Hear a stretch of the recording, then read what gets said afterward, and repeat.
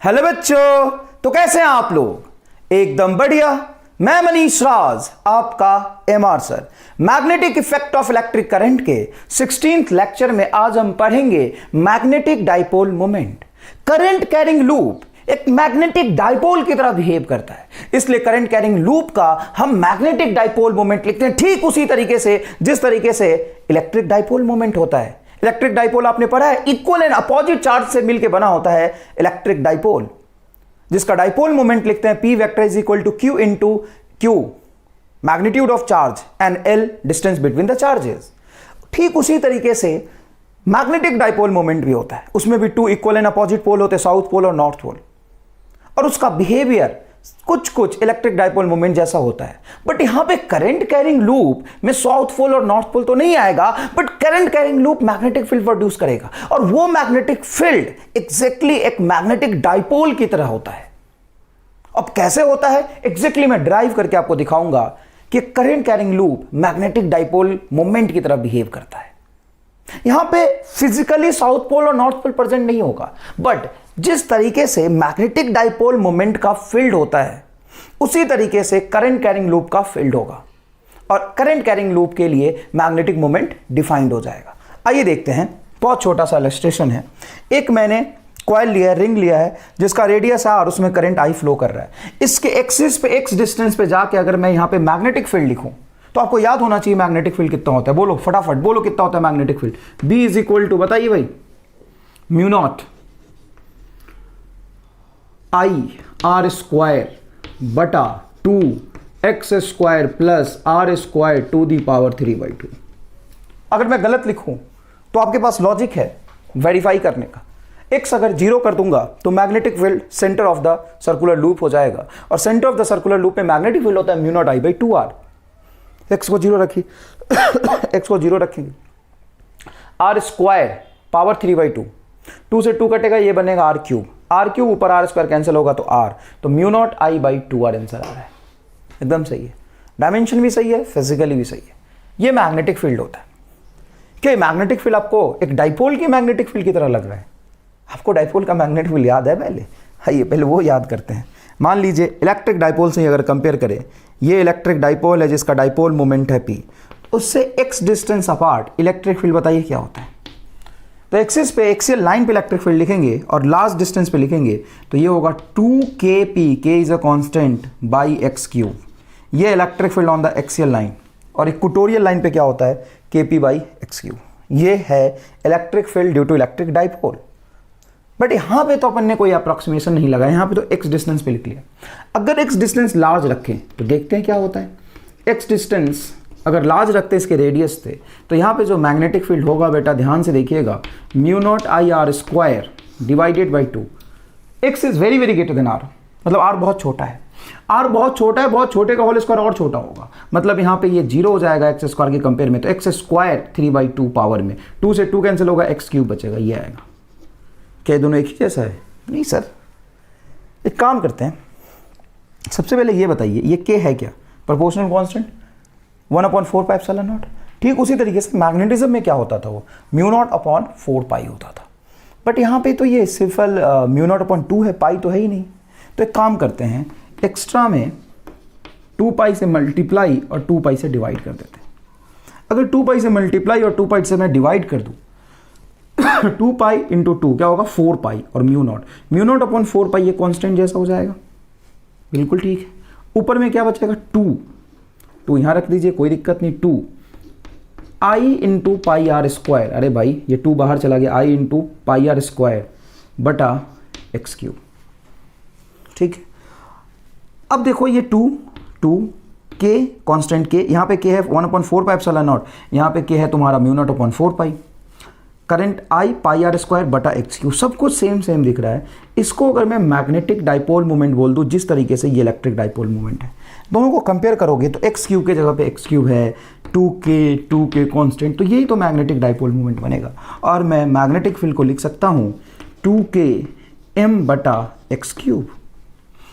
और आपको पता होना चाहिए मैग्नेटिक फील्ड मैग्नेटिक मोमेंट के डायरेक्शन में होगा जिस तरीके से electric field electric dipole moment के डायरेक्शन में होता है।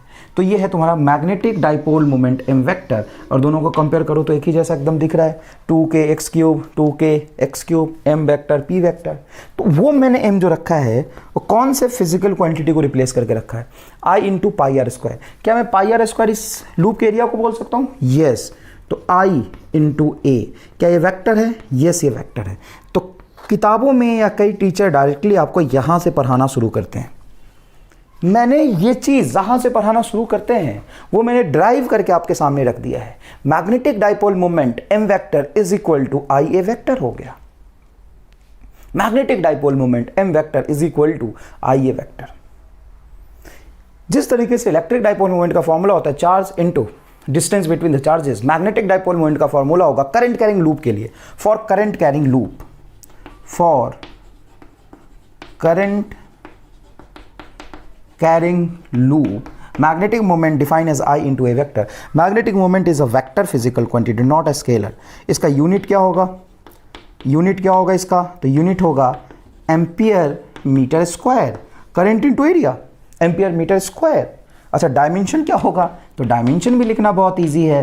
डायमेंशन क्या होगा बताइए साहब? डायमेंशन होगा एम्पियर, फंडामेंटल फिजिकल क्वांटिटी है, एम्पियर ए का पावर 1 और एरिया हो जाएगा L2 लेंथ का power 2। This is the dimension of magnetic dipole moment. Unit of SI unit ampere metre square. CGS unit क्या हो जाएगा? CGS यूनिट रख देंगे करंट और एम्पियर को। वेक्टर है तो डायरेक्शन भी होगा। डायरेक्शन किधर होगा ये इंपॉर्टेंट है। डायरेक्शन किधर होगा? Direction perpendicular to the plane of loop, perpendicular to the plane of loop, loop के परपेंडिकुलर होता है, और मैं कह सकता हूं और parallel to the area vector, क्योंकि करंट तो आप जानते हैं स्केलर होता है, तो एरिया वेक्टर के पैरेलल हो जाएगा। Magnetic moment exactly area vector के पैरेलल हो जाएगा। बट एरिया वेक्टर के पैरेलल होगा किस तरफ, इसको समझने के लिए आप यहां पे देखिए। अब perpendicular to the plane, parallel to the area vector, तो प्लेन के परपेंडिकुलर आगे भी हो सकता है पीछे भी हो सकता है। तो देखिए इनवर्ड होगा, inward for the clockwise current, plane के अंदर होगा फॉर द क्लॉकवाइज करंट, और outward, outward for the anti clock current. Anti clock current के लिए कैसा होगा? आउटवर्ड होगा। एंटी क्लॉकवाइज करंट फ्लो कर रहा है तो आउटवर्ड होगा, एंड क्लॉकवाइज करंट फ्लो कर रहा है तो इनवर्ड होगा। कोई भी करंट कैरिंग लूप है उसका डाइपोल मोमेंट ये हो गया। ठीक है बेटा, फटाफट अपन सवाल लिखते हैं। सवाल लिखने के लिए एक बढ़िया XYZ स्पेस बनाते हैं, XYZ स्पेस। ठीक है ना? तो देखिए XYZ स्पेस कैसे बनाएंगे अपन, आराम से देखिएगा। बढ़िया सवाल लिख रहा हूं मैं। ये X एक्सिस है, ये Y एक्सिस है, और ये Z एक्सिस है। क्या आप समझ रहे हैं? X एक्सिस, Y एक्सिस और Z एक्सिस। क्या आपको 3D स्पेस दिख रहा है यहाँ पे? ये कौन सा प्लेन होगा? आराम से आप विजुलाइज करके बता सकते हैं ये कौन सा प्लेन है। ये XY प्लेन है। अच्छा साहब, ये कौन सा प्लेन है? ये XZ प्लेन है, XZ प्लेन है ये। और ये कौन सा प्लेन है? सर ये होगा आपका YZ प्लेन। ठीक है। अब यहाँ पे एक स्क्वायर लूप है, L length current I flow कर रहा है। यहां पे सेमी सर्कुलर लूप है जिसमें करंट I फ्लो कर रहा है, रेडियस R है। और यहां पे ट्रायंगुलर लूप है, साइड L इक्विलैटरल ट्रायंगल के फॉर्म में करंट I फ्लो कर रहा है। अब इन तीनों का मैग्नेटिक डाइपोल मोमेंट लिख देते हैं। तो एक ही सवाल में बहुत ज़बरदस्त मैंने बनाया है, मज़ा आ जाएगा इसमें आपको। देखते हैं एक एक करके, सुनिएगा ध्यान से अच्छे से समझिएगा। यहाँ पे मैग्नेटिक डाइपोल मोमेंट लिखेंगे इस वाले सेक्शन का, तो मैग्नेटिक डाइपोल मोमेंट होगा m is equal to current बताइए कितना है I इंटू एरिया क्या होगा L square. Current into area magnetic dipole moment होता है, तो इसमें मैग्नेटिक डाइपोल मोमेंट का मैग्नीट्यूड होगा current into area L square, that's it. But ये मैग्नीट्यूड है, डायरेक्शन किधर होगा? तो करंट कैसा फ्लो कर रहा है, क्लॉकवाइज या एंटी क्लॉकवाइज? Anti clockwise. देखिए साहब एंटी क्लॉकवाइज मतलब परपेंडिकुलर टू प्लेन आउटवर्ड। अब ये XY प्लेन में, XY प्लेन के बाहर क्या होगा? Z axis. Z एक्सिस मतलब I J K कैप, ये आएगा आपका के कैप, ये होगा आई एल स्क्वायर के कैप। समझ में आया बेटा? अच्छा ये देखिए, ये कौन से प्लेन में है? ये एक्स जेड प्लेन है, ये बताने की ज़रूरत नहीं है, अब वो खुद देखने के महसूस हो जाएगा। एक्स जेड प्लेन है। इस एक्स जेड प्लेन में करंट क्लॉकवाइज फ्लो कर रहा है, मतलब मैग्नेटिक मोमेंट अंदर की तरफ हुआ, इनवर्ड। अब एक्स जेड प्लेन का अंदर क्या होता है? माइनस वाई कैप, मतलब माइनस जे कैप। तो ये हो जाएगा magnetic moment m is equal to pi r square by 4 ना, pi r square by 2। Radius तो आर ही है ना, रेडियस आधा थोड़ी ना हुआ है, आर रेडियस का आधा सर्कल है, पूरे सर्कल का एरिया होता है पाई आर स्क्वायर, तो आधे का होगा pi r square by 2 into current I, that's it. But vector form में लिखेंगे तो माइनस जे कैप आप मेंशन करेंगे। माइनस जे कैप क्यों? क्योंकि बेटा ये एक्स जेड प्लेन में है, एक्स जेड प्लेन में है। समझ में आया कि नहीं है? ये कौन से प्लेन में है सर? ये है आपका वाई जेड प्लेन। इसका मैग्नेटिक मोमेंट कैसे लिखेंगे? मैग्नेटिक मोमेंट का मैग्नीट्यूड तो पहले लिखे, फिर अपन काम कर लेंगे आगे। मैग्नेटिक मोमेंट का मोमेंट हो जाएगा, देखिए वाई जेड प्लेन में, ये आपको नहीं दिख रहा, एक सुधर है वाई जेड प्लेन में, और क्लॉकवाइज करंट है, मतलब अंदर की तरफ होगा, माइनस आई कैप आएगा। तो माइनस आई कैप तो आपको समझ आ जाना चाहिए। अब इस ट्रायंगल का एरिया लिख लेंगे। एरिया लिखेंगे तो क्या होगा साहब? Half base L height √3l/2, ये आ गया है ना। ये आपका एरिया निकाला है मैंने अभी, करंट आई से मल्टीप्लाई कर दीजिए तो ये हो जाएगा √3l²/4, √3l²/4i, √3 क्या हो जाएगा बताओ? √3/4l²i, ये हो गया तुम्हारा मैग्नेटिक मोमेंट। और डायरेक्शन माइनस आई कैप, डायरेक्शन भी आपको साथ साथ समझ में आ गया, माइनस आई कैप। इस तरीके के बहुत सारे सवाल मैग्नेटिक डाइपोल मोमेंट के पूछे जाते हैं। जैसे मैं यहाँ पे एक सवाल पूछ लूँ आपसे, ध्यान से देखिएगा, ये है भाई, क्लियर है ये बात? यहाँ से ये रेडियस है r, और ये वाला रेडियस है आपका r/2। चलिए ये रेडियस कितना है? r/2। करंट ऐसे फ्लो कर रहा है, मैग्नेटिक मोमेंट बताइए क्या होगा? सीधी है, कोई रॉकेट साइंस नहीं है, कंसेप्ट आपको पता है। आपको क्या लिखना है? Current into area. अभी कितना एरिया इनक्लोज कर रहा है? ये एरिया इनक्लोज कर रहा है, अच्छे से देखेंगे तो ये एरिया इनक्लोज कर रहा है, ये हो जाएगा तुम्हारा पाई आर स्क्वायर बाई 2, और ये हो जाएगा पाई आर स्क्वायर बाई 8। तो pi r square by 2 plus pi r square by 8 into current I, ये होगा मैग्नेटिक डाइपोल। एक मिनट देख लीजिए आराम से, इसका रेडियस r है, तो इस आधे सर्कल का एरिया होगा pi r square by 2, pi r square by 2। इसका जो एरिया होगा, इसका पाई आर स्क्वायर बाई 4 तो तब होता जब पूरा सर्कल बनता, क्योंकि रेडियस r है, r/2 है। तो r/2 रेडियस के हिसाब से एक सर्कल का एरिया क्या होगा? पाई आर स्क्वायर बाई 4, और आधा है तो पाई आर स्क्वायर बाई 8। समझ आया? मैग्नीट्यूड ही लिख रहे हैं, डायरेक्शन अपन नहीं लिख रहे हैं, कोई खास बात नहीं है। बहुत इजी था, बहुत इजी था, बहुत इजी था। एक बढ़िया सवाल बना रहा हूँ, ध्यान से देखना, एकदम बढ़िया सवाल, आईआईटी के लेवल का सवाल है, देख के मज़ा आ जाएगा। कई अच्छे किताबों में ये सवाल आपको मिलेगा, ऐसी बात नहीं है। देखिए फूल पत्ती बना दिया मैंने, यहाँ से यहाँ का डिस्टेंस है, ऐसे ही है ये, इसमें करंट नहीं फ्लो कर रहा साहब, स्केलिंग किया मैंने ए, ठीक है ना, ऐसे करंट फ्लो कर रहा है। चलो बताओ साहब, इसका मैग्नेटिक मोमेंट कैसे निकालोगे? इसका मैग्नेटिक मोमेंट, इसका मैग्नेटिक मोमेंट निकालेंगे, ये पूरा एरिया इंटू करंट।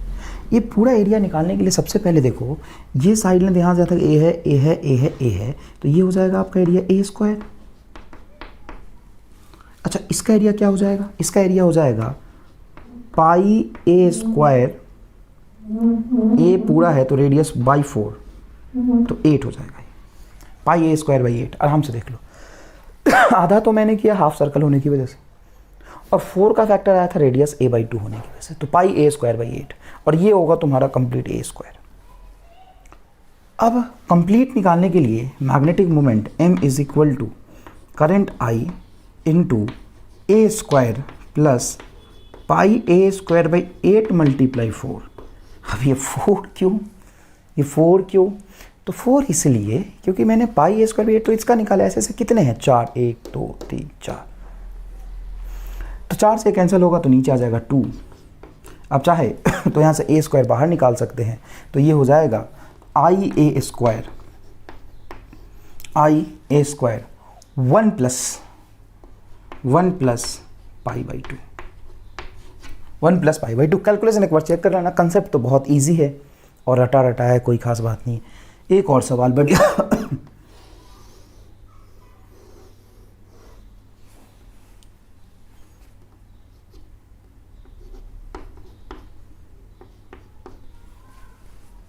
ठीक है भाई, चलो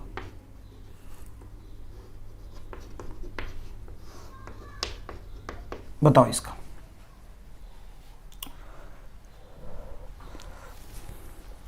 R1 R2 है, ठीक है, कोई खास बात नहीं, करंट आई फ्लो कर रहा है, इसका मैग्नेटिक मोमेंट क्या हो जाएगा। तो सबसे पहले आप इस पूरे का निकाल लेंगे और उसमें से ये वाला एरिया घटा देंगे, तभी तो आपको ये वाला साइडेड एरिया आ जाएगा और यहाँ से आप मैग्नेटिक मोमेंट आसानी से निकाल सकते हैं। क्या करेंगे, आपको समझ में आया, करंट लिखेंगे I इंटू एरिया लिखेंगे पाई R square by 2, pi R2 square by 2, क्योंकि आधा सर्कल है, पूरा एरिया ले लिया मैंने। फिर ये वाला एरिया निकाल के घटा देंगे तो ये बचा हुआ साइडेड एरिया आ जाएगा, ये हो जाएगा मैग्नेटिक डाइपोल मोमेंट। क्लियर है। अब कुछ और अच्छे सवाल करते हैं, पहले इसको आप लिख लीजिए। नेक्स्ट क्वेश्चन देखिएगा बेटा, 3 डायमेंशनल सवाल हो गया। ये एक स्क्वायर लूप है, इसको मैंने कौन से प्लेन में रखा है, सोच के बताइए। स्क्वायर लूप को मैंने कौन से प्लेन में रखा है, एल लेंथ का स्क्वायर लूप है जिसमें करंट आई फ्लो कर रहा है, इसका मैग्नेटिक मोमेंट मुझे लिखना है। मैग्नीट्यूड ऑफ मैग्नेटिक मोमेंट लिखना तो बहुत आसान होगा क्योंकि करंट फ्लो कर रहा है आई और साइड लेंथ है इसका एल, तो ये हो जाएगा L square into I. But मुझे ये वेक्टर फॉर्म में लिखना है, तो वेक्टर फॉर्म में लिखने के लिए मैग्नेटिक मोमेंट होता है बेटा, magnetic moment m vector is equal to होता है आई इंटू एरिया वेक्टर। और एरिया वेक्टर, तो इसे स्क्वायर लूप का एरिया वेक्टर कैसे निकाल सकता हूं, आपको पता होगा क्रॉस प्रोडक्ट का एप्लीकेशन होता है एरिया वेक्टर निकालना। तो मैं दो साइड को प्रोडक्ट कर दूंगा तो एरिया वेक्टर आ जाएगा। तो मैं लिख सकता हूं m vector is equal to i side 1, area निकालने के लिए इसका side length a b vector cross b c vector. Regular manner में दो साइड लेकर उसको मल्टीप्लाई कर दूंगा, क्रॉस प्रोडक्ट कर दूंगा, तो ये बन जाएगा तुम्हारा एरिया वेक्टर। इस तरीके से निकलेगा इसका magnetic moment in a vector form. Scalar form तो सही है, ये स्क्वायर है एल स्क्वायर इंटू आई, सिंपल है। अब बताओ इस ए बी वैक्टर को अगर मैं लिखूं तो इसका लेंथ एल है, लेकिन इसका डायरेक्शन किधर है, डायरेक्शन एक्स जेड प्लेन में। देखो वाई एक्सिस तो फिक्स हो गया ना, ये इस तरफ है ना भाई इसका डायरेक्शन। अब मैं ढंग से देखूं तो ये एक्स एक्सिस से कितना एंगल बना रहा है, 30 डिग्री। ये हो गया बेटा एक्स जेड प्लेन में ये लाइन, अरे ये इसी लाइन के पैरेलल ही तो है ये दोनों, तभी तो स्क्वायर लूप बना है। तो इसका एक्स कंपोनेंट क्या होगा, तो मैं लिख सकता हूं आई, इसका एक्स कंपोनेंट होगा एल कॉस 30 आई कैप। एल 30 डिग्री है ये, तो कॉस 30 आई कैप। और इसका ये वाला कंपोनेंट क्या होगा, जेड वाला इस तरफ, अरे भाई इसका ये कंपोनेंट और ये कंपोनेंट जेड एक्सिस की तरफ, ये होगा एल साइन 30, एल साइन 30 के कैप, एक्स एक्सिस और जेड एक्सिस के लॉन्ग। ये तो अपन ने ए बी वेक्टर लिखा है, इसको क्रॉस करेंगे किसके साथ, b c vector. B c vector vector form में लिखेंगे तो ये होगा minus l j cap. J cap क्यों बेटा, क्योंकि ऊपर वाई एक्सिस है, ये नीचे की तरफ आ रहा है, तो माइनस जे कैप लिखेंगे। अब इसका प्रोडक्ट करते हैं। प्रोडक्ट करने से पहले एल बाहर निकाल लो, कोई काम नहीं इसका, एल बाहर निकाल लो, तो एल आपका बाहर आ जाएगा। यहाँ से एल यहाँ से एल, यहाँ से एल सब बाहर आ गया, तो यहाँ से एल बाहर निकालोगे और ये मल्टीप्लाई एल है तो एल स्क्वायर बाहर आएगा। अरे अल्टीमेटली इससे ये टर्म तो मल्टीप्लाई होगा ना, तो मल्टीप्लाई होकर एल स्क्वायर बाहर आ जाएगा। कॉस 30 बोलो क्या होगा, √3/2। तो देखना ढंग से, √3/2 आई कैप प्लस L/2 के कैप को क्रॉस प्रोडक्ट करना है माइनस एल सॉरी जे कैप से, क्योंकि एल तो बाहर आ गया, माइनस जे कैप से।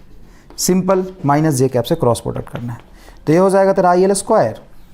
अच्छे से देखना, आई क्रॉस जे क्या होता है, तो आई क्रॉस जे होता है के, लेकिन माइनस है तो ये होगा माइनस के, तो ये होगा माइनस √3/2 के कैप। बहुत बढ़िया, इसका इसके साथ क्रॉस हो गया, अब इसका इसके साथ क्रॉस करो। के डॉट जे क्या होगा, तो आई जे के डॉट जे माइनस आई, और एक माइनस है तो प्लस आई हो जाएगा। ये क्या हो जाएगा बेटा, प्लस आई। तो ये हो जाएगा तुम्हारा एल बाहर चला गया था, 1/2 है, तो 1/2 आई कैप। ये आपका magnetic moment in a vector form. अब इसका मैग्नीट्यूड निकालोगे तो मैग्नीट्यूड इसका 1 आ जाएगा, निकाल के देख लो। आंसर IL² ही होगा। मैग्नेटिक मोमेंट का जो मैग्नीट्यूड होगा वो IL² ही होगा। तो मतलब सर इतना बड़ा निकाल दिया आपने, इसका मैग्नीट्यूड निकालो। चलो देखो, इसका मैग्नीट्यूड निकालोगे, के कैप और आई कैप है, तो बताओ क्या करोगे, √3/2 का होल स्क्वायर, तो ये होगा 3/4 और ये होगा आपका 1/4। 3/4 प्लस 1/4 क्या होगा, 4/4, 1। समझ में आया कि नहीं है? तो मैग्नीट्यूड अब ये वेक्टर फॉर्म में निकालना था, इसलिए हमने क्या किया कि ये साइड लेंथ को वेक्टर फॉर्म में तोड़ा। ये साइड लेंथ तो सीधा देखो -y कैप के साथ है, -j कैप के है, इनको वेक्टर फॉर्म से क्रॉस प्रोडक्ट कर दिया, वेक्टर फॉर्म में लेके क्रॉस प्रोडक्ट कर दिया, और क्रॉस प्रोडक्ट से एरिया निकलता है। दो साइड लेंथ को साइड को लेके रेगुलर मैनर में, दो साइड को लेके इसको ऊपर नहीं ले सकता रेगुलर मैनर में, ये आगे है, ये फर्स्ट वेक्टर बनेगा तो ये सेकंड वेक्टर बनेगा, इसको प्रोडक्ट कर देंगे, तो क्रॉस प्रोडक्ट का एप्लीकेशन होता है एरिया निकालना, एरिया निकाल के दे देगा, तो ये एरिया वेक्टर के फॉर्म में आ जाएगा। देखो ये आपका करेक्ट आंसर है। समझ में आया कि नहीं है? चलिए आगे देखिए, ढंग से देखिए। अच्छा, इसको डायरेक्ट भी लिख सकते थे क्या? अगर थोड़ा बुद्धि लगाओगे तो डायरेक्ट भी लिख सकते हैं। डायरेक्ट कैसे लिख सकते हैं, देखो ये एक्स एक्सिस है, एक्स एक्सिस से टिल्टेड ये थोड़ा सा इस तरफ है, ध्यान से देखिएगा, ये थोड़ा सा इस तरफ है, देखो ये एक्स एक्सिस है ना, ये एक्स एक्सिस है, ये वाई एक्सिस है, और आगे जेड एक्सिस है। ये एक्स वाई प्लेन में नहीं, ऐसे टिल्टेड है। और करंट कैसे फ्लो कर रहा है, क्लॉकवाइज, तो क्लॉकवाइज अंदर की तरफ, ये बनेगा तेरा मैग्नेटिक मूवमेंट वेक्टर। इस मैग्नेटिक मूवमेंट वेक्टर का दो कंपोनेंट लोगे, एक एक्स की तरफ और दूसरा वाई की तरफ। ये एंगल अगर 30 डिग्री है तो इससे परपेंडिकुलर लोगे तो ये 60 होगा, तो यहाँ से क्या हो जाएगा 30 डिग्री। तो इस मैग्नेटिक मूवमेंट का अंदर की तरफ एक कंपोनेंट आएगा -k कैप की तरफ, वो होगा cos 30, और आगे आएगा आपका sin 30, क्योंकि ये बनेगा यहाँ से 30 डिग्री। अरे यार इससे परपेंडिकुलर होगा ना, ये प्लेन है, इस प्लेन के परपेंडिकुलर वेक्टर है, ये प्लेन एक्स एक्सिस से 30 डिग्री एंगल बना रहा है, तो यहाँ से क्या बनाएगा सोच के बता, 60 डिग्री। तो ये 60 ले ले, तो बता एक्स एक्सिस की तरफ क्या होगा, m sin 60 cos 60, x axis की तरफ ये 60 डिग्री है, तो 60 डिग्री की तरफ cos कंपोनेंट आता है, तो m cos 60 आई कैप, m cos 60 आई कैप, चल m cos 60 आई कैप, तो m है तेरा IL² cos 60 1/2, देख IL² 1/2 आई कैप, देख, और इधर हो जाएगा तेरा sin 60 √3/2 अंदर की तरफ। तो ऐसा नहीं है कि ये एक तरीका है, ये तो प्रोसीजर था निकालने का, चलो अपन ने क्रॉस प्रोडक्ट करके निकाला है। डायरेक्ट भी निकाल सकते थे, डायरेक्ट भी निकाल सकते थे, डायरेक्ट मैंने निकाल के दिखा दिया है, थोड़ा सा विजुअलाइज करो, आसान है। चलो आगे देखते हैं। ये बढ़िया सवाल है, बहुत बढ़िया सवाल है, ढंग से पढ़िए एक बार। Magnetic moment of a square loop is m, magnetic moment of a square loop is m। Find magnetic moment of a circular loop which is made by a square keeping the length same, which is made by the square keeping the length same. देखो magnetic moment of a square loop, ये square loop है, मान लो side length given नहीं है, उसको a मान लेता हूं मैं, तो बताओ इसका मैग्नेटिक मोमेंट क्या होगा। बहुत इजी है, करंट अगर I फ्लो कर रहा है, ये भी नहीं दिया करंट I फ्लो कर रहा है नहीं कर रहा, सिर्फ मैग्नेटिक मोमेंट m दे दिया, बताओ m क्या होगा, m इज इक्वल टू होगा IA²। इसमें कुछ डाउट है तो बोलो। अगर इसका साइड लेंथ a अपन ने एज्यूम कर लिया तो इसका मैग्नेटिक मोमेंट होगा I × A², करंट × एरिया। अब इसी वायर से, इस वायर का टोटल लेंथ क्या होगा 4, इसी वायर से एक सर्कुलर करंट कैरिंग लूप बना दिया जिसमें करंट I फ्लो कर रहा है। अब इसका मैग्नेटिक मोमेंट क्या होगा, तो ध्यान से देखना, इसका टोटल लेंथ बोलो क्या है, a 4a, और अगर मैं इसको रेडियस r मान लूँ तो इसका टोटल लेंथ क्या होगा 4a, keeping the length same, same length रख के बनाया मैंने। अरे एक वायर ले लो, उससे स्क्वायर बना लो, और उसी वायर से सर्कल बना लो, दोनों का लेंथ l था। यहाँ पे अगर इसका साइड लेंथ a है तो लेंथ होगा 4a, अगर इसका रेडियस r है तो इसका लेंथ होगा 2πr। तो r को a के टर्म से आप निकाल सकते हैं, r बराबर हो जाएगा, बोलो बेटा, a/2a/π, ये कैंसिल होगा तो 2a/π, ये आ गया तेरा r। अब यहाँ पे मैग्नेटिक मोमेंट लिखोगे नया वाला, तो ये मैग्नेटिक मोमेंट हो जाएगा करंट इनटू पाई r², इसका रेडियस r² को क्या लिख सकते हैं, ये रहा r², r यहाँ से r² रखेंगे 4a²/π², क्या होगा अच्छे से बोलो, I पाई, बोलो क्या होगा 4a²/π²। यहाँ से पाई कैंसिल होगा, नीचे आ जाएगा पाई। और यहाँ देखो इक्वेशन नंबर 1 से थोड़ा समझोगे तो यहाँ से तुम्हें साफ साफ दिख रहा होगा कि i इंटू ए स्क्वायर को m कह सकते हैं। तो i इंटू ए स्क्वायर, देखो i इंटू ए स्क्वायर को m कह सकते हैं। तो 4 बटा पाई एक्स्ट्रा बच गया, तो इसको मैं लिख सकता हूँ 4 बटा पाई एक्स्ट्रा बच गया। बचा क्या, i A square, i A square को m कह सकता हूँ पहले वाला, तो ये हो जाएगा 4m by pi is the correct answer. 4m by pi is the correct answer. तो थोड़ा सा लॉजिकल सवाल है, इसको सॉल्व करने के लिए थोड़ा सा पेशेंस चाहिए। कैसा पेशेंस चाहिए, फिर से मैं समझाता हूँ। देखो एक स्क्वायर है, स्क्वायर का साइड लेंथ में नहीं पता, स्क्वायर में करंट कितना फ्लो कर रहा है ये भी नहीं पता, बट मुझे मैग्नेटिक मोमेंट पता, देखा है ना, magnetic moment of A square loop is m। तो हमने एक जानबूझ के ए साइड लेंथ का स्क्वायर बनाया, में करंट आई फ्लो करा थी, मैग्नेटिक मोमेंट हमने लिख लिया i इंटू ए स्क्वायर। चलो पहला इक्वेशन आ गया। और जिसने लेंथ का मैंने स्क्वायर लूप बनाया था और लेंथ था 4a, उसी लेंथ को सेम रखते हुए मैंने सर्कुलर लूप बनाया।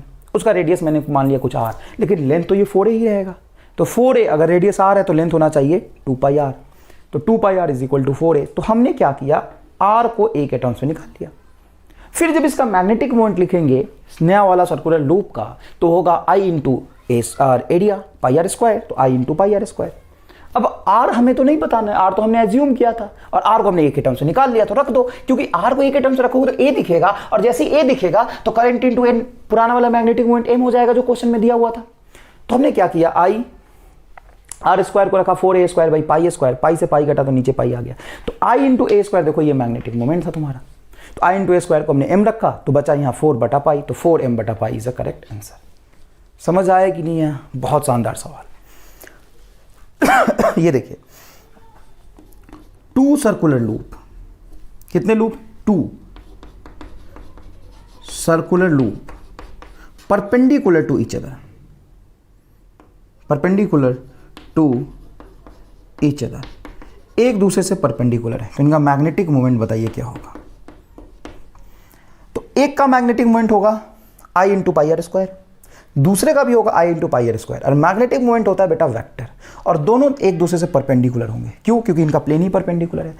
देखो यहाँ पे करंट एंटी क्लॉकवाइज फ्लो कर रहा है, तो इसके वजह से मैग्नेटिक मोमेंट होगा बाहर, आपकी तरफ होगा। देखो ये सर्कुलर लूप है, और एक सर्कुलर लूप जिसका रेडियस r है, इसका भी रेडियस r है, बट ये परपेंडिकुलर ऐसे है।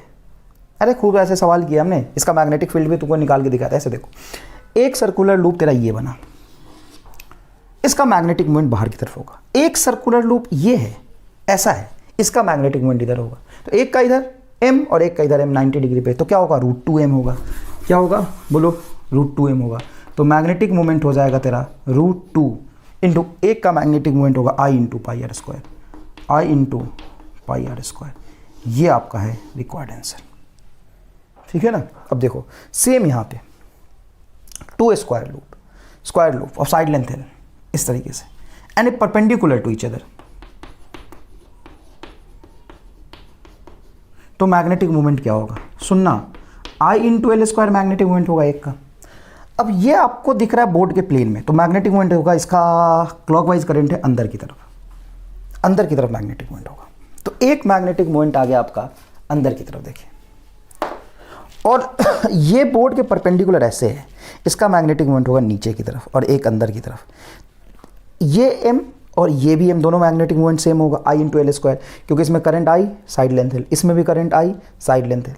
तो इसका m अंदर, इसका m नीचे, तो नेट मैग्नेटिक मोमेंट हो जाएगा √2 i एल स्क्वायर। ये हो जाएगा √2 i एल स्क्वायर। बहुत ईजी है। तो ऐसे सवाल आपके सामने आ सकते हैं जहाँ पे आइडेंटिकल सिमेट्री के 2 लूप होंगे और दोनों एक दूसरे से परपेंडिकुलर होंगे, तो आपको नेट मैग्नेटिक मोमेंट निकालने के लिए एक का मैग्नेटिक मोमेंट निकाल के उसका वेक्टर सम करोगे। क्यों, मैग्नेटिक मोमेंट क्या होता है, वेक्टर होता है। क्लियर है ये बात, अच्छे समझ में आ गए यहाँ तक। नेक्स्ट देखिएगा, a charge q is moving on a circular path, charge q is moving on a circular path of radius r with angular speed omega, then find its angular moment, then find its magnetic moment. Magnetic moment क्या होता है, current into area. Magnetic moment आपने यही तो पढ़ा है, current into area. Current क्या होगा, charge upon time into area होगा इसका पाई आर स्क्वायर। बहुत सिंपल। पर टाइम तो हमें पता नहीं, एंगुलर फ्रीक्वेंसी पता है। एंगुलर फ्रीक्वेंसी क्या होता है, तो ओमेगा इज इक्वल टू होता है 2π/t, तो t इज इक्वल टू होगा 2π/ω, t इज इक्वल टू होगा 2π/ω, ओमेगा ऊपर चला जाएगा तो मैग्नेटिक मोमेंट होगा बेटा 2π ω, तो q ओमेगा बटा 2π इंटू πr², यहाँ से पाई कैंसिल हो जाएगा तो मैग्नेटिक मोमेंट आएगा q ओमेगा r²/2। ये इसका मैग्नेटिक मोमेंट आ गया है एंगुलर फ्रीक्वेंसी या एंगुलर स्पीड के टर्म्स में, q ओमेगा r²/2। अच्छा, अगर ऐसा दिया होता कि ये v स्पीड से घूम रहा है तो v इज इक्वल टू क्या होता है, r omega. v is equal to क्या होता है, r ओमेगा। तो एक r को हटा दूँ, एक r को रहने दूँ, मतलब यहाँ पे r इंटू r रख दो r² को, तो ओमेगा r को क्या लिख सकता हूँ, v। तो मैग्नेटिक मोमेंट v के टर्म्स में होगा qvr/2, qvr/2। अच्छा, अब ये चार्ज पार्टिकल तो एक पॉइंट पार्टिकल होगा, इसका मास मान लो m है, मास भी तो कुछ होगा, चार्ज क्यों है, एंगुलर फ्रीक्वेंसी ओमेगा से घूम रहा है तो इसका मास भी तो होगा कुछ m। और ये r रेडियस के पाथ पे मान लीजिए v स्पीड से घूम रहा है, इसका एंगुलर मोमेंटम क्या होगा। इसका एंगुलर मोमेंटम अगर अपने से पूछे, एंगुलर मोमेंटम तो क्या होगा, और एंगुलर मोमेंटम और मैग्नेटिक मोमेंटम का रेशियो जब मैं निकालता हूं तो एक सरप्राइजिंग रिजल्ट निकल के आता है। ठीक है, अभी देखेंगे इसको, स्क्रीन पॉज करके पहले ये पूरा लिखे, स्क्रीन पॉज करके लिखे। अभी हमने मैग्नेटिक मोमेंट निकाला था, तो मैग्नेटिक मोमेंट क्या था बताइए ध्यान से। एक charge particle q charge particle v velocity से घूम रहा होता है, तो उसके वजह से मैग्नेटिक मोमेंट जो डेवलप होता है वो होता है m मैग्नेटिक मोमेंट, राइट। ये आया था आपका qvr/2, sorry magnetic moment capital M is equal to qvr/2, magnetic moment है साहब, अभी निकाला हमने यहाँ पे मैग्नेटिक मोमेंट। अच्छा बेटा, अगर मैं एंगुलर मोमेंटम निकालूं तो एंगुलर मोमेंटम r रेडियस के सर्कुलर पाथ पे घूम रहा है, मान लो इसका मास स्मॉल m है तो mvr होगा, mvr ये इसका हो जाएगा एंगुलर मोमेंटम, और ये था magnetic moment. Magnetic moment divided by angular momentum क्या हो जाएगा, magnetic moment divided by angular momentum, angular momentum. Magnetic moment is qvr/2, angular momentum is small m vr, small m vr। कुछ cancel हो रहा है क्या, बिल्कुल, vr से vr कैंसिल हो रहा है, तो magnetic moment divided by angular momentum आ गया है चार्ज q, जो q चार्ज मूव कर रहा था, divided by 2m, and this is the constant value, this is the constant, ये कांस्टेंट है। इसको एक नया नाम हम दे देते हैं, कहते हैं ये जायरो मैग्नेटिक रेशियो से, इसको नया नाम से डिफाइन करते हैं, इसको कहते हैं gyromagnetic ratio, and that gyromagnetic ratio is defined as q/2m, charge upon 2m, gyromagnetic ratio. Gyromagnetic ratio is nothing but ratio of magnetic moment divided by angular momentum, और ये हमेशा valid हो जाता है। यहाँ से bore magneton भी calculate करते हैं, केमिस्ट्री या फिजिक्स में, एटॉमिक फिजिक्स में आपने पढ़ा होगा, ध्यान से देखिए। Gyromagnetic ratio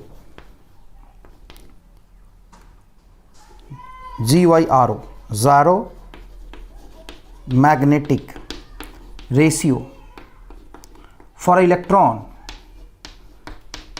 in hydrogen atom, क्योंकि हाइड्रोजन एटम में भी इलेक्ट्रॉन तो सर्कुलर पाथ पे घूम रहा होता है, उसका जायरो मैग्नेटिक रेशियो क्या हो जाएगा, उसका इलेक्ट्रॉन के सर्कुलर मोशन की वजह से magnetic moment divided by angular momentum का जो रेशियो होगा वो होगा charge of electron is 2 divided by mass of electron. बिल्कुल होगा, बिल्कुल होगा। इसकी वैल्यू कैसे निकालेंगे, तो आपको चार्ज ऑफ इलेक्ट्रॉन भी पता है और मास ऑफ इलेक्ट्रॉन भी पता है। चार्ज ऑफ इलेक्ट्रॉन बताइए क्या होता है, 1.6 इंटू 10⁻⁻19 बटा 2 into mass of electron 9.8 into 10⁻31 kg। जब आप ये डिवाइड करेंगे तो इजिली कैलकुलेट होके आ जाएगा कुछ ये 8.8 इंटू 10⁻31 ऊपर जाएगा, हाँ 10 कूलम्ब पर केजी। ये है इलेक्ट्रॉन का जायरो मैग्नेटिक रेशियो।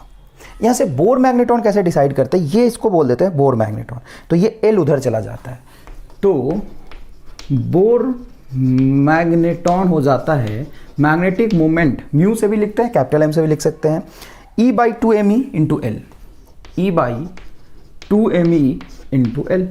इसकी वैल्यू तो आप जानते हैं, और L क्या होता है, तो L होता है NH/2π। nth ऑर्बिट में जो एंगुलर मोमेंटम होगा वो NH/2π के प्रोपोर्शनल होगा। एंगुलर मोमेंटम क्वांटाइज्ड होता है, तो ये हो जाएगा L angular momentum is equal to NH/2π, जहाँ पे H है आपका प्लैंक कांस्टेंट, N आप जानते हैं number of orbit, 2H constant, A भी कांस्टेंट है, और ये आपको वैल्यू पता है, तो magnetic moment directly proportional to क्या हो जाएगा, नंबर ऑफ ऑर्बिट। ठीक है बेटा, यहाँ से बोर मैग्नेट्रॉन की वैल्यू भी निकाल सकते हैं। तो जायरोमैग्नेटिक रेशियो आपको याद रखना है, चार्ज अपॉन 2m के इक्वल होता है।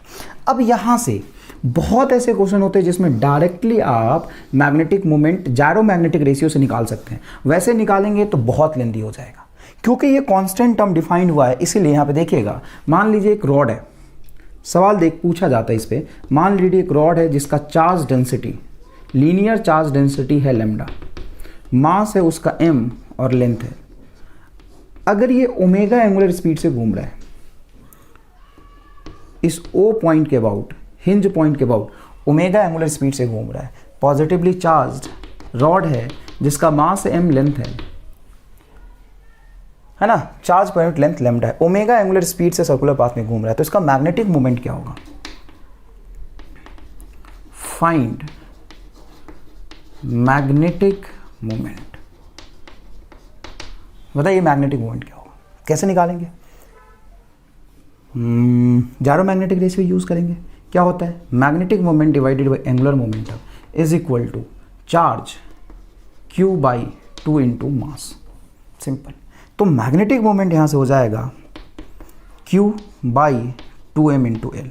अब बताओ इस पर टोटल कितना चार्ज होगा, चार्ज पॉइंट लेंथ है लैम्डा और लेंथ है L, तो lambda L, charge is nothing but lambda L by mass 2m, बहुत इजी। अच्छा ये एंगुलर मोमेंटम है, लेंथ नहीं है, एंगुलर मोमेंटम, एंगुलर मोमेंटम क्या होगा, आई ओमेगा। एंगुलर मोमेंटम आप जानते हैं आई इंटू ओमेगा होगा साहब, आई ओमेगा होता है। कोई अगर फिक्स्ड हिंज पॉइंट के अबाउट कोई ऑब्जेक्ट घूम रहा है तो उसका उस पॉइंट के about moment of inertia into omega angular momentum होगा। इसका आई क्या होगा, तो रॉड का आई होता है एंड के अबाउट ml²/3, तो यहाँ पे डायरेक्ट लिखेंगे आप ml²/3 इंटू ओमेगा। मास से ये मास कैंसिल हो जाएगा, तो मैग्नेटिक मोमेंट आपका आ जाएगा साहब lambda L³, yes, lambda omega L³/6। Charge point length अगर L है तो magnetic moment is directly proportional to length का पावर क्यूब। जितना बड़ा रॉड होगा मैग्नेटिक मोमेंट उसके लेंथ के पावर क्यूब के प्रोपोर्शनल होगा। क्या आपको ये कहानी समझ आया बहुत अच्छे से, कोई रॉकेट साइंस नहीं, बहुत इजी है।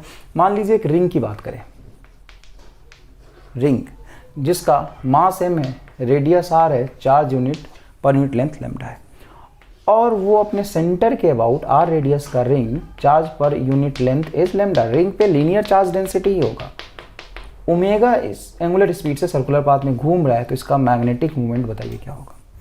फिर से वही मैग्नेटिक मोमेंट, बहुत इजी है, magnetic moment bye angular momentum का रेशियो चार्ज अपॉन 2m होता है। अब यही से कहानी बनता जाएगा, तो मैग्नेटिक मोमेंट क्या हो जाएगा, ये हो जाएगा Q/2m into angular momentum, magnetic moment charge बताइए क्या होगा, लैम्डा इंटू 2πr, अच्छे से देख लीजिए, कोई डाउट नहीं रहना चाहिए, divided by 2 into m। Angular momentum क्या होगा, आई ओमेगा, इसका आई क्या होगा mr², रोटेशन तो थोड़ा बहुत याद है ना भाई, mr² इंटू ओमेगा, ये एंगुलर मोमेंटम लिखा है। यहाँ पे बस आपको चार्ज लिखना है, चार्ज क्या होगा, Q की वैल्यू चार्ज जो होगा वो होगा लैम्डा इंटू 2πr बटा 2m। एंगुलर मोमेंटम यहाँ से लेके जाएंगे, यहाँ पे रख देंगे, एंगुलर मोमेंटम होगा mr²/ओमेगा। m से साहब m कैंसिल हो रहा है, अच्छा ये 2 से ये 2 भी कैंसिल हो रहा है, तो मैग्नेटिक मोमेंट का बड़ा सिंप्लीफाइड फॉर्मेट दिख रहा है यहाँ पे, lambda pi omega r³। Magnetic moment is proportional to radius का पावर क्यूब। अगर चार्ज डेंसिटी को सेम रखते हुए डबल रेडियस का रिंग लूँगा तो उसके वजह से जो मैग्नेटिक मोमेंट डेवलप होगा वो 8 टाइम्स ज़्यादा होगा, क्योंकि magnetic moment is proportional to r का पावर क्यूब है। Magnetic moment is proportional to r का पावर क्यूब है। इसी तरीके से जैसा मैंने एक रॉड पे क्वेश्चन बनाया है, एक रिंग से बनाया है, अगर आपको जायरोमैग्नेटिक रेशियो याद नहीं है तो इस तरह के सवाल करने आपके लिए बहुत मुश्किल हो जाएंगे। जायरोमैग्नेटिक रेशियो आपको याद होना बहुत ज़रूरी है, नहीं तो मैग्नेटिक मूवमेंट बहुत मुश्किल से निकलेगा, क्योंकि करंट यहाँ पे निकालोगे, करंट इनटू एरिया करोगे आ जाएगा, बट करंट निकालना थोड़ा सा लेंथी टर्म हो जाएगा। अच्छा और देखो, डिस्क है साहब, चार्ज डेंसिटी हो जाएगा उसका सिग्मा, रेडियस आर, मास है डिस्क। देखो डिस्क में एरियल चार्ज डेंसिटी डिफाइंड होगा, डिस्क में जो चार्ज डेंसिटी डिफाइन होगा कैसा होगा, एरियल। डिस्क अपने सेंटर के अबाउट ओमेगा एंगुलर स्पीड से घूम रहा है, तो इसका मैग्नेटिक मोमेंट बताइए क्या होगा।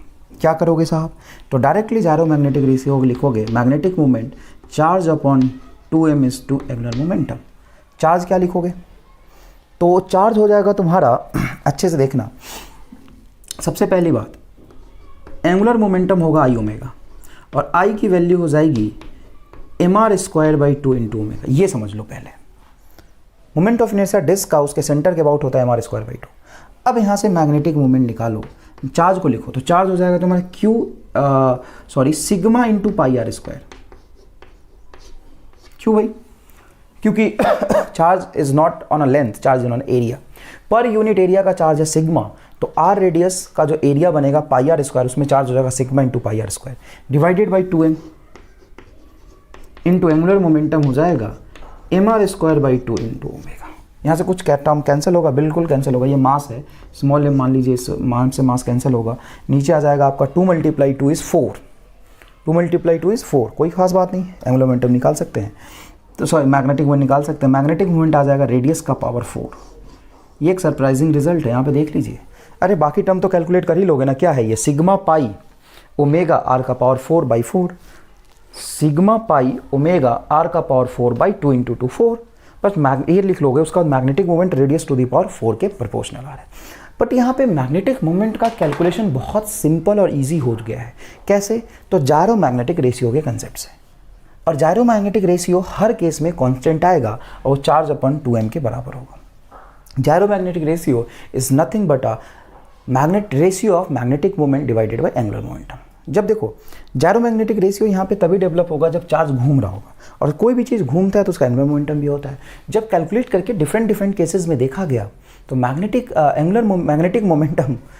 मोमेंट बाय एंगुलर मोमेंटम का जो रेशियो आया वो कांस्टेंट आया, हर केस में चार्ज अपॉन 2m के बराबर आ गया। इसीलिए लेंदी कैलकुलेशन ना करके डायरेक्ट इसका रिजल्ट यूज़ कर लेते हैं अपन, magnetic moment divided angular momentum charge upon 2m। Clear है बेटा, स्क्रीन पॉज करके ये पूरा लिखे।